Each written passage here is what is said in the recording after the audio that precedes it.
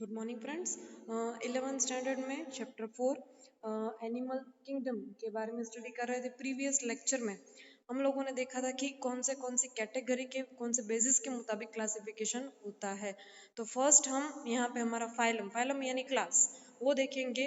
Porifera Porifera कहाँ पे survive करता है, उसका सेल स्ट्रक्चर कैसा है, उसका बॉडी स्ट्रक्चर कैसा है, उसका रिप्रोडक्शन सिस्टम कैसा है, उसके बारे में हम देखेंगे। ऊपर एक वापस एक मैं चार्ट रिवाइज करवाती हूँ आपको।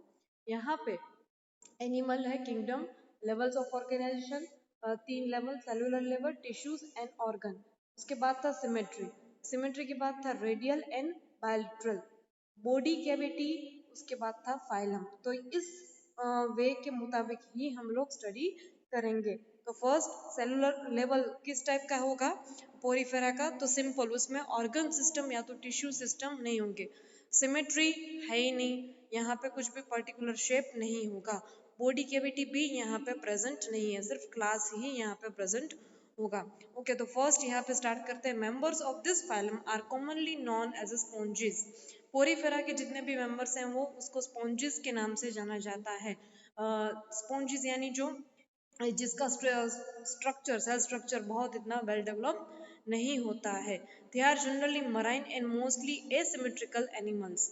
यहाँ पे ज़्यादातर सर्वाइव कहाँ पे करते हैं, तो एनिमल मराइन और मराइन यानी पानी में रहने वाले एनिमल जो होते हैं उसको हम मराइन बोलते हैं। तो ज़्यादातर ये हमें पानी के अंदर ही देखने को मिलते हैं। और उसका सेल बॉडी स्ट्रक्चर कैसा होगा, एसिमेट्रिकल, पर्टिकुलर शेप इसका डिफाइन नहीं होता है। This are primitive multicellular animals and have cellular level of organisation. Primitive cellular organisation, primitive यानी जो स्टार्टिंग स्टेज होता है सेल, कोई भी सेल हो जब वो ग्रो अप करता है उसका स्टार्टिंग स्टेज होता है वो प्रिमेटिव मल्टी। हम एनिमल की बात कर रहे हैं तो हमें पता ही है कि उसका सेल स्ट्रक्चर किस टाइप का होगा, तो मल्टी सेलुलर होगा। प्रिमेटिव यानी स्टार्टिंग का जो स्टेज होता है multicellular animal and have cellular level of organisation. इसका लेवल कैसा है, सेलुलर तक का ही है, टिश्यूज एंड ऑर्गन यहाँ पे नहीं होते हैं।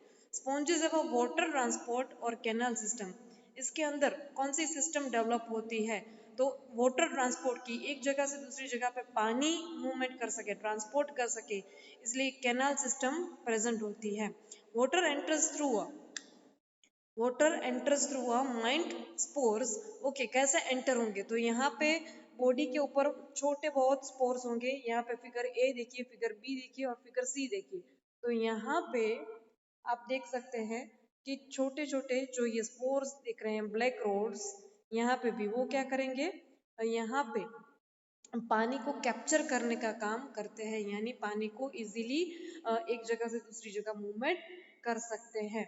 तो उस चीज को हम क्या बोलेंगे, mind force in the body बोल इनटू अ सेंट्रल कैविटी। कहाँ पे प्रेजेंट होता है, कैविटी के सेंट्रल में। ये सारी चीजें कहाँ पे प्रेजेंट है, सेंट्रल में ही प्रेजेंट है। इसको क्या बोलेंगे, स्पोनो गोयल। स्पोनो गोयल बोला भी जा सकता है, अगर हम स्पोर नहीं बोलना है तो स्पोनो गोयल नाम से भी जानते हैं।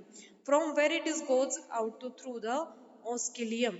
ओके, ये कहाँ से पास आउट होता है, तो ये जो छोटे छोटे स्पोर्स है, ठीक है, यहाँ पे अगर मैं इस चीज की बात करूं तो इस चीज फिर ये जितने भी जगह पे है उसको हम बोलेंगे ओस्कोकोल। ओस्कोकोम यानी जहां से माइंड स्पोर का एंडिंग पॉइंट होता है।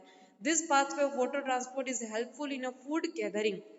ये पूरा पाथवे क्यों यूज होता है, वाटर सिर्फ ट्रांसपोर्ट ही नहीं होता लेकिन साथ ही साथ में जितने भी आसपास फूड है, फूड गैदरिंग, फूड को कैप्चर करने में भी हेल्प आउट करता है। Respiratory exchange and removal of waste, of course respiratory system में भी हेल्प आउट करेगा, और जितना भी वेस्ट है, जो भी वेस्ट मटेरियल उसको भी वो वॉश आउट करता है।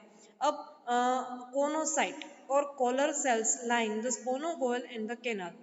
कोनासाइट्स भी यहाँ पे प्रेजेंट होते हैं। कोनासाइट्स यानी यहाँ पे जो फिगर में छोटे छोटे आपको पैर दिख रहे हैं, छोटे छोटे हाथ दिख रहे हैं, यहाँ पे भी ऊपर है, यहाँ पे भी है और यहाँ पे भी लाइनिंग शेप आपको दिख रही है।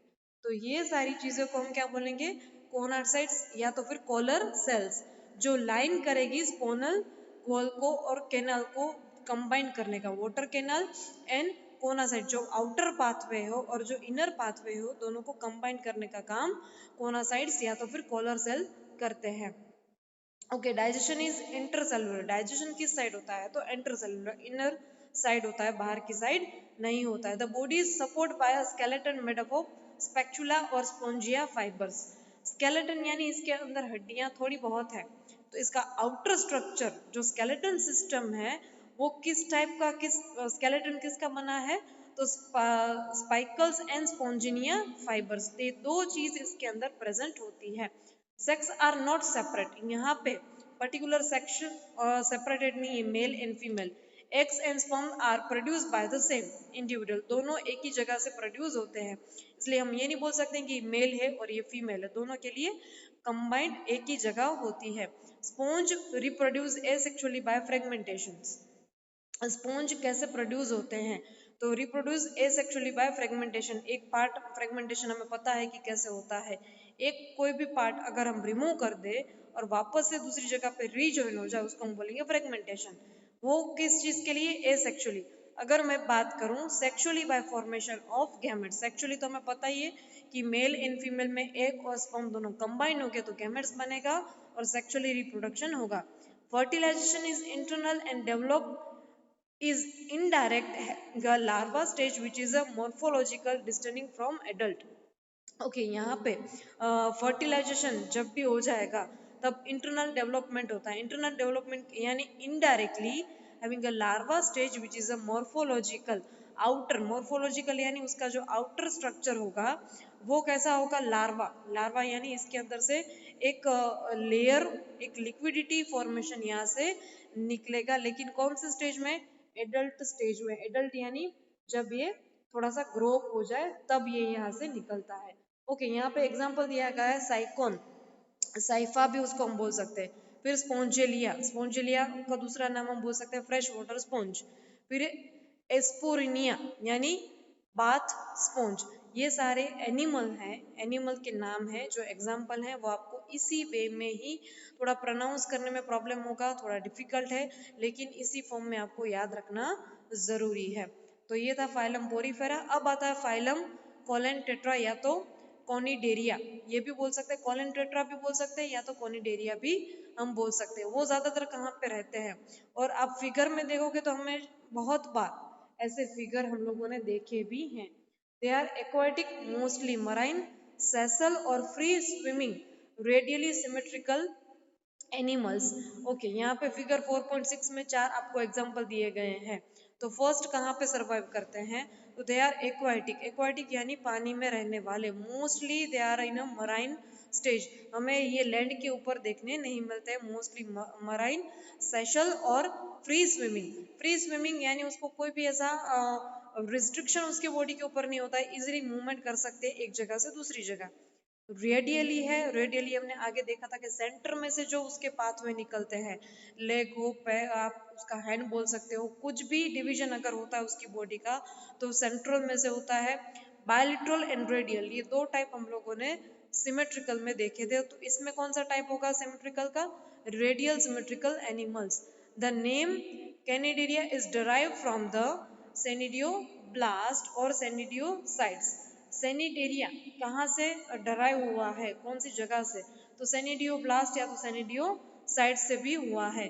Present on the tentacles on the bodies, ये टेंटिकल्स के ऊपर, बॉडी के ऊपर प्रेजेंट होता है।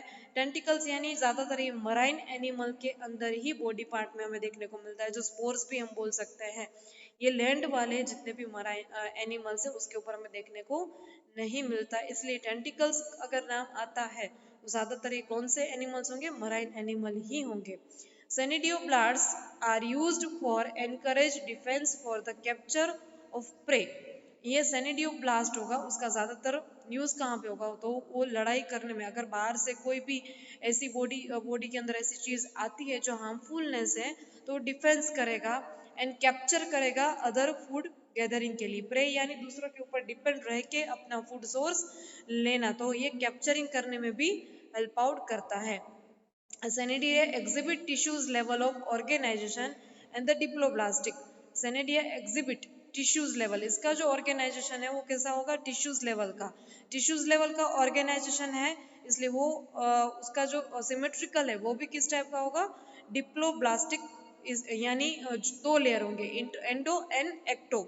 इसमें मीजो प्रेजेंट नहीं होगा, एक्टो एंड एंडो यानी डिप्लोब्लास्टिक लेयर इसमें प्रेजेंट होता है। They have a central gastrovascular cavity with a single opening, इसके अंदर सेंट्रल में गैस्ट्रोवास्कुलर कैविटी भी होती है, यानी अब थोड़ा सा एक अप लेवल आया, क्योंकि ये सेलुलर ऑर्गेनाइजेशन नहीं है, थोड़ा सा अप है। कौन सा अप है, टिश्यू लेवल है। जैसे ही हम सेल, टिश्यूज एंड ऑर्गन की तरफ बढ़ेंगे तब इसके अंदर जो ग्रोथ सिस्टम है वो भी ज्यादा बढ़ती है साथ ही साथ। तो एक सिस्टम थोड़ी सी डेवलप होती है, उसको बोलेंगे gastrovascular cavity with a single opening. Hypostome, digestion is extracellular and intracellular, digestion system outer and inner दोनों साइड थोड़ा सा डेवलप होता है। अभी तक कौन सा था, इनर साइड ही था, यहाँ पे एक्स्ट्रा सेलुलर भी डेवलप होता है। Some of cnidarians example corals have a skeleton compound of calcium carbonate. Corals एक एनिमल का नाम होता है जो किसका बना है, ज्यादातर उसके ऊपर कौन सा लेयर होगा, तो कैल्शियम कार्बोनेट का भी उसके अंदर लेयर होता है। Cnidarians exhibit two basic body from a called polyp and मेसुडा।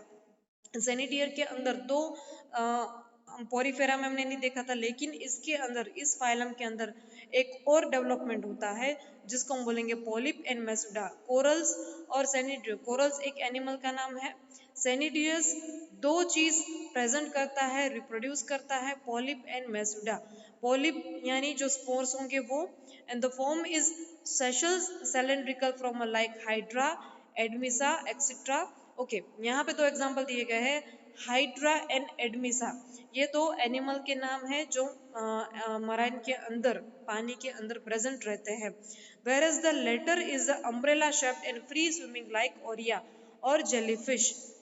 ये जो हाइड्रा और एडिमास का ना जो दो एग्जाम्पल दिए गए हैं वो स्टार्टिंग में बंद होते हैं, यानी अपना माउथ ओपन नहीं करते, लेकिन जैसे ही वो स्विंग करेंगे, ऊपर की तरफ अपने बॉडी को मूवमेंट करेंगे, तब ये कैसे हो जाते हैं, ओरिया, अम्ब्रेला और जेलीफिश जैसा स्ट्रक्चर, अम्ब्रेला जैसे ओपन हो जाता है।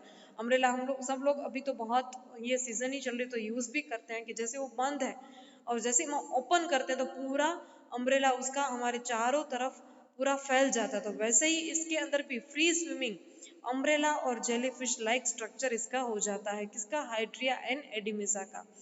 Those Sanhedrin which exist in a both form exhibit alternation of generation। इसके अंदर मेटाजेनेसिस, अल्टरनेशन ऑफ जनरेशन, एक जनरेशन ग्रो हुई वापस से दूसरी हुई, तो ये जो साइकिलिंग जनरेशन होगी मेल एंड फीमेल के अंदर, गेमेट्स वाली मेटाजेनेसिस, सेल डिवीजन, तो ये अल्टरनेशन है। एक स्टार्ट हुई तो दूसरी स्टॉप है, दूसरी जैसे खत्म हुई तो तीसरी स्टार्ट है। Example, polyp produce Medusa asexually and Medusa from the polyp asexually.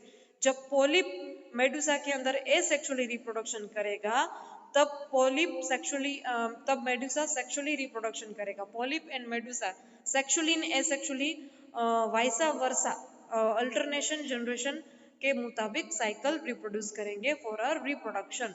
अब यहाँ पे एग्जाम्पल है फाइसेलिया, फाइसिलिया यानी पोर्टुगल्स मैन ऑफ वॉर के टाइम पे जब ये आइडेंटिफाई हुआ था, डिस्क्राइब हुआ था। एडिमिसा, एडिमिसा सी एनीमिया भी हम बोल सकते हैं। फिर पेन्यूटुला, पेन्यूटुला यानी सी पेन। अब गोर्निया यानी सी फैन, एंड मेंड्रिया यानी ब्रेन कोरल। ये सारे एनिमल के नाम हैं जो इस कोलेंटेट्रा नाम के फाइलम में बिलोंग करते हैं। जो एनसीईआरटी में एग्जाम्पल है वही आपको एग्जाम्पल याद रखने कंपलसरी है, विथ परफेक्ट स्पेलिंग। आपको यहाँ पे कुछ भी मिस्टेक नहीं होनी चाहिए, थोड़े डिफिकल्ट है लेकिन याद करने की कोशिश करना। पोरीफेरा के अंदर कौन से आते हैं, कोलेंटेट्रा के अंदर कौन से आते हैं, तो इजीली रहेगा।